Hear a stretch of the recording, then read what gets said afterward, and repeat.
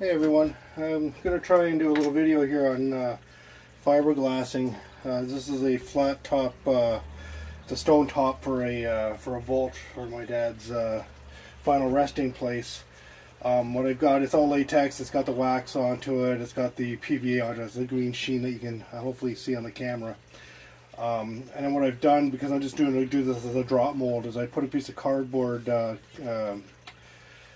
bristle board, the stuff used for the classroom things and projects and stuff like that, and put that around it. It's just so it gives it a little bit of taper. It doesn't matter if it comes out a little loose or a little floppy on this one, because it's a rock. So if its edges are a little bit jagged more than rubber did, and the rubber will stretch into that, no big deal. But this will allow it to drop out of the fiberglass a lot easier. Once the fiberglass is done, this could have been done in two seams or edges and stuff like that, cut into the corners to make it easy to remove. But if I have a problem, I'll just cut the fiberglass down and out, and I'll be able to flex it a little bit. But I'm not anticipating something like that on something so flat and so level.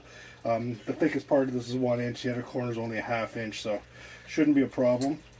I have already pre-measured out my my resin and my hardener for it, and I'm just mixing that up here. A couple of really important things. So obviously the temperature's got to be good for doing resin. You want to have at least 15 degrees. And the hotter it is, the faster it cures. Put a little bit less resin, it takes longer to cure. Put too much, it makes it brittle when it hardens.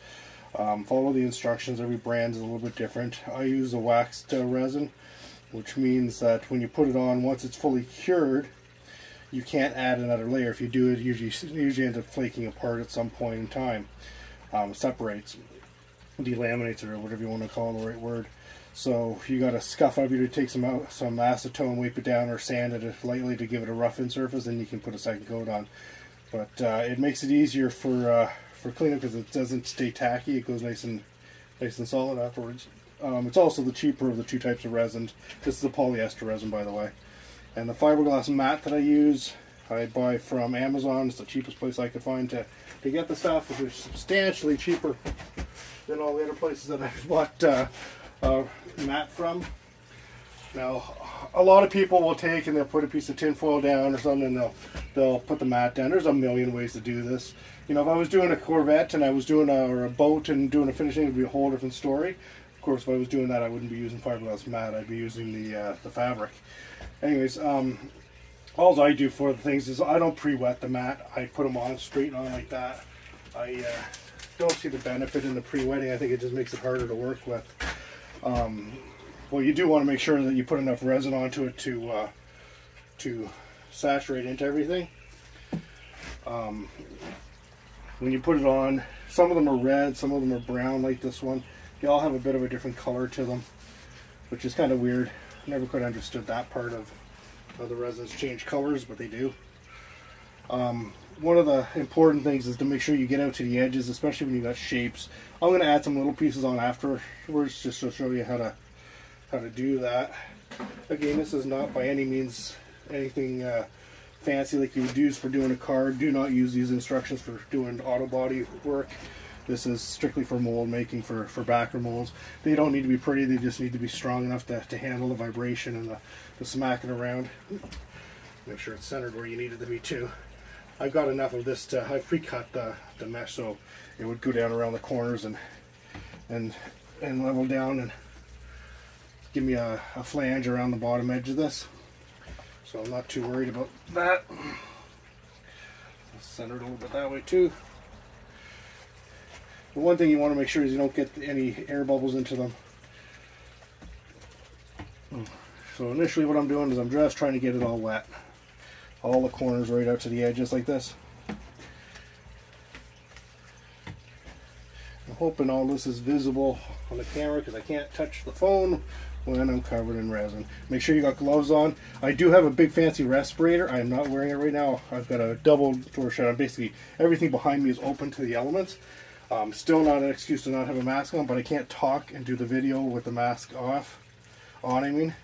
So that's why I am doing it the way I am. What I'm going to do, a little pair of scissors. I'll go back and I'll cut this. So basically, you're going to wrap this up like it's a Christmas present, and you're wrapping it. So you just want to overlap. So I don't know if you saw what I did there. This corner here hopefully is more visible. So what I'm doing is I'm taking and I'm cutting into the seam. Doesn't matter angle, whatever you want to do. Doesn't really matter. Then you're gonna tuck, and you're gonna fold it in like so. And you're gonna go along, get all the air bubbles out.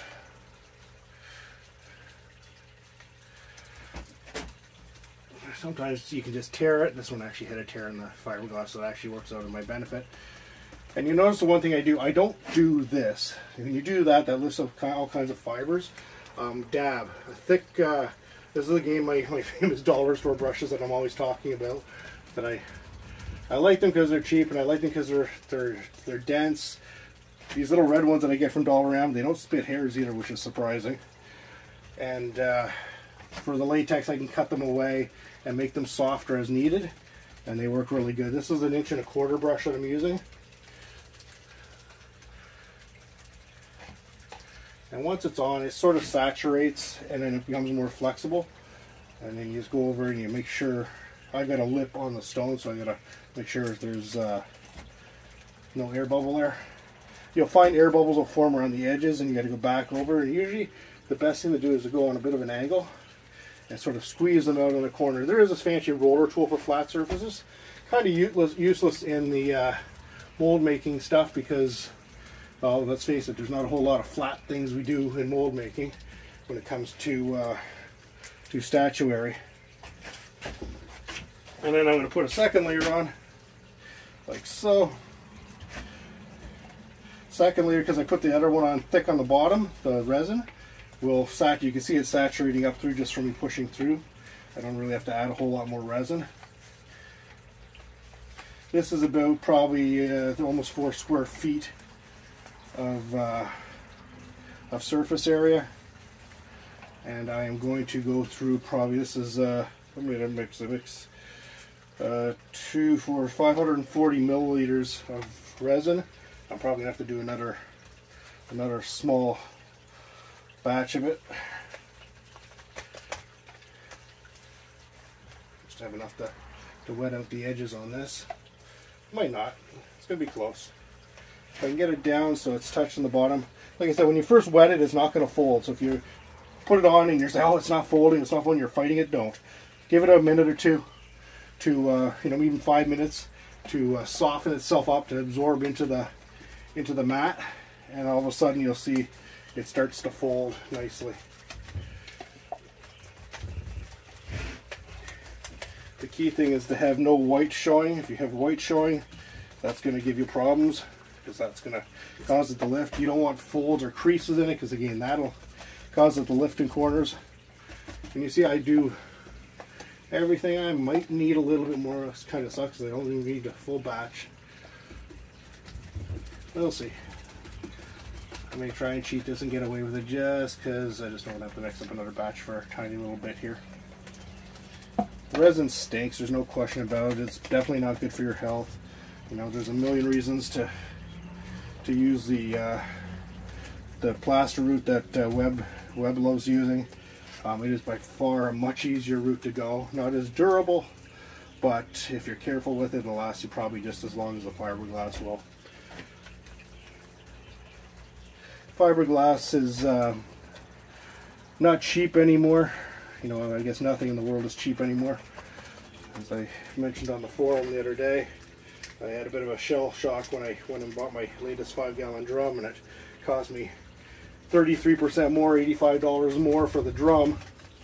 For the 5-gallon pail, I mean, not a drum. If I got a drum for that price, I'd be happy as pigs and shit.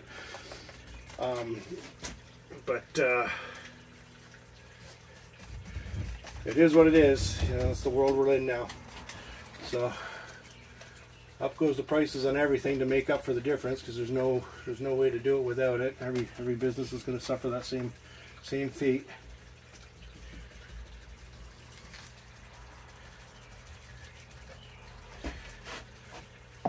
Okay, so it's basically on now, both layers. I'm going to go over, I'm going to make sure there's no air bubbles. I don't know if this is visible here, if you can see the air bubble there. So I'm going to put it on an angle, I'm going to dab it out to the end, and the bubble's gone. There's a little bubble there, a bubble there, a little bubble there. And once it's done, by doing this, you get rid of the air bubbles, it gets it into the spot and makes a contact. What it does do is lift the fiber, so you get splinters real easily afterwards. The fiberglass splinters are horrible. So what you do is once you're done, take a sander is one way, but take a drill with one of the metal wire brushes and just go over it quickly and just sort of, after it's hardened, like the next day. Don't do it when it's wet, you're going to have a hell of a mess in your hand. And it'll break off any of those fibers. Any route you want to go, a sanding disc on a drill or an orbital sander quickly over it. It's hard on shapes. That's why I like the little drills. I don't know if I've got one visible handy here I can show you.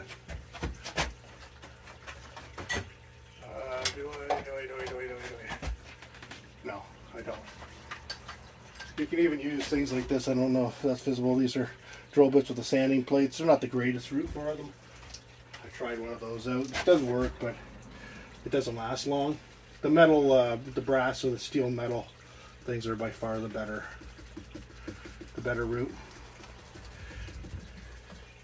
And that pretty much completes how to do the fiberglass for stuff like this. Now, I don't have any resin left, so I'm not going to be able to show you the other pieces, but when you're doing statuary, little pieces, you know, to get into corners is easier to root. So, and because you're not wetting it out, you can have a cut edge and have a torn edge. So cut little squares, tear them in half. Use the straight edges along the edges of your seam so you have that clean edge. It's easier to work with. You don't have the fibers folding over and stuff like that. Don't ever try and fold it over either. That's a mistake I've made. And yeah, it never works out. It ends up popping off the other side. It lifts it up from the little bit of tensile strength that it's got. But by doing the fibery things, when you get into a corner like this fiber will bend up beautifully into the corners, and this gives you a nice straight edge. So having a scissor cut and a torn edge is a really handy thing when doing the statuary because of shapes. And in corners, making sure that you have enough material here and here and here and here, because as you do this, it's stretching the fibers apart, and as you stretch them apart, you make it thinner and you lose your strength. Now, obviously, with a lot of shape and stuff, it doesn't have to be 2 layers for small things is more than plenty for things like this. If you're doing a big, heavy, tall statue, you know, it's on a 1.5 foot tall or something like that, you're going to want to have at least 3 or sometimes even 4 layers. Usually by overlapping the layers, you put a little piece here, you put the other one half over the first one, another one half over the second one, another one half over the third, as you go. That gives you your first and second, and when you put your last one on, that gives you your third and fourth layers. So you got lots of support. I don't wait for this to set up in any way. I will put this as you saw me put the second coat on. If I'm going to do a third and fourth coat, I will do it right away. If it's an area that's really, really thick, generally 3 coats is the maximum I go to. So because you got to watch, because when the resin kicks off, it generates a hell of a lot of heat. Like you'll feel your hands a foot away from it, you'll feel the heat radiating off of it. So if your model underneath is something that'll melt or get damaged from that, you're gonna have a big problem. I don't think the latex would ever hit a problem unless you like poured a bottle of latex resin on and harden that much. You might have a problem because realistically the heat helps vulcanize the latex. So I don't think I've ever come into an issue where I come close to temperatures that would cause a damage like that. But it is something to keep in mind. But it's more concerned if you had a thin plastic model underneath, and all of a sudden you do that and it distorts it all. Well, if your shape of your fiberglass shell is distorted and you put your latex will bounce back, but it's going to bounce back and be held in shape by the fiberglass. So you don't want to be in that situation. Otherwise, everything that you just did is wasted, and then you got to get it off. Now, the best recommendation for getting this off here is when this is not quite completely kicked off, maybe a little tacky, but it's hard. Like you can tap on it and it doesn't. It sort of knocks back. It doesn't go splash splash. Then you're good to go for taking a pry bar, get underneath and pop the fiberglass off. If you wait till it's fully set, it can be a miserable thing to get off. Like sometimes it just the suction itself can cause you problems with getting it off. But pretty straightforward. Now, what I will do also before I pop this off here, I've got a grinder. Put these gloves off and I'll show you. I don't have to touch anything sticky anymore. I've got a grinder. There's a lot of routes you can go. I got a grinder with a metal cutoff wheel, and I can zim along the edge and just cut cut to the point where I touch the rubber, I leave about a nice 1.5 inch flange all the way around, and then I pry off that part, and that way when I got it off, I got a clean edge already, and I don't have to go and try and cut a small piece, lift it up in and around shapes and stuff. If it's a statue, like a figurine, I will take and I will drill all my holes, then I will cut the edge, and then before I pry it off the model, that way it's everything lines up properly. I'll put a couple of bolts into it to make sure that if it does pop loose as I'm cutting it, it doesn't go flying to create a safety issue. But that's the gist of it, everyone. Hope this helps with some of the fiberglass. You know, everyone hates it or so. I didn't like it at first. A couple of things though, like I said, dabbing. Don't wipe. It's a big thing. Have lots of gloves handy. Have spare brushes handy. You will go through, like I only use one brush for this. But yesterday when I did 5 different models. I went through about 5 different brushes or so over the period of time or so, just because you drop them and you get the Chia Pet hair. I don't know if that's visible. I don't want to grab this now like this. You get the Chia Pet hair that sticks to everything. Try and avoid getting too much of it on like that, and try and as you're going across, you pick up stuff from the edge that you don't drag the brush back and you pull those back on you. It just becomes a mess. The key thing is just be patient and don't panic if something goes wrong. But like I said, the one thing that I find makes it a lot easier is just wetting it out on the thing. It sometimes leaves a bit of a dry section on the bottom if you haven't wetted enough, if you didn't put enough resin onto it. So don't be cheap with the resin. Put it down nice and thick, let it cool off. If you're doing something vertical, the resin's going to flow down and come across, and your flange is going to have a ton of it. Make sure you're as just like Webb from the forum says. You rake out your rubber, you rake out the resin. Don't let it pool up too thick on the bottom because it'll generate a lot of heat as it kicks off. That's the whole thing in a nutshell. Have fun, guys. Take care.